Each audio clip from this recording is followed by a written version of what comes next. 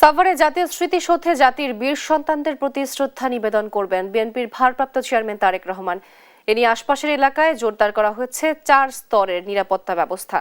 এ নিয়ে আরো জানাতে সরাসরি যুক্ত হচ্ছেন আমাদের সহকর্মী দেওয়ান ইমন। ইমন, নিরাপত্তার বিষয়ে প্রশাসনের কি কার্যক্রম দেখছেন?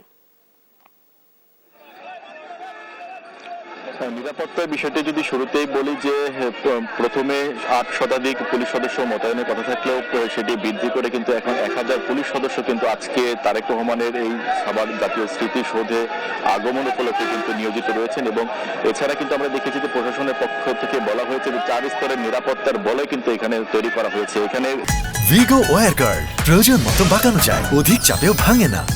ভিগো চিত্রটি যদি একটু দেখাই, এখন এই মুহূর্তে রয়েছে আমি সাভার জাতীয় স্মৃতিসৌধের সামনে। এখানে যতই বেলা বাড়ছে ততই কিন্তু সাভারে যারা জনগণ রয়েছেন তাদের কিন্তু ভিড় বাড়ছে। সকলের মধ্যেই কিন্তু এই বার্তাটি ইতিমধ্যে পৌঁছে গেছে যে আজকে তারেক রহমান সাভার জাতীয় স্মৃতিসৌধে আসবেন এবং সেই উপলক্ষে কিন্তু মানুষ কিন্তু এখানে এসে ভিড় জমাচ্ছেন। পাশাপাশি কিন্তু আইন শৃঙ্খলা বাহিনীও কিন্তু তাদের ব্যাপক প্রস্তুতি কিন্তু নিয়েছেন। এছাড়া গণপূর্ত অধিদপ্তরের পক্ষ থেকেও কিন্তু স্মৃতিসৌধের ভেতরে যে সমস্ত আনুষ্ঠানিকতা সেগুলো কিন্তু ইতিমধ্যে তারা সম্পন্ন করেছেন। আজকে জুমার নামাজের পরেই কিন্তু সবার জাতীয় স্মৃতিসৌধে আসার কথা রয়েছে তারেক রহমানের। সেই উপলক্ষে কিন্তু এই সমস্ত কার্যক্রম পুরো প্রশাসন বলছে যে 4 স্তরের নিরাপত্তা তারা নিয়েছেন এবং কোনো আইন শৃঙ্খলা বাহিনীর পক্ষ থেকে কোনো ধরনের ঘাটতি কিন্তু রাখা হয় না। আমরা এই মুহূর্তে যদি একটু স্মৃতিসৌধেও প্রাঙ্গণের ভেতরের দৃশ্যটি দেখাই যে প্রশাসনের পক্ষ থেকে কিন্তু নিরাপত্তার জোরদারে যে সমস্ত কার্যক্রম সেটি কিন্তু তারা কিন্তু সেই কার্যক্রমে কিন্তু তারা নিয়োজিত রয়েছেন। এবং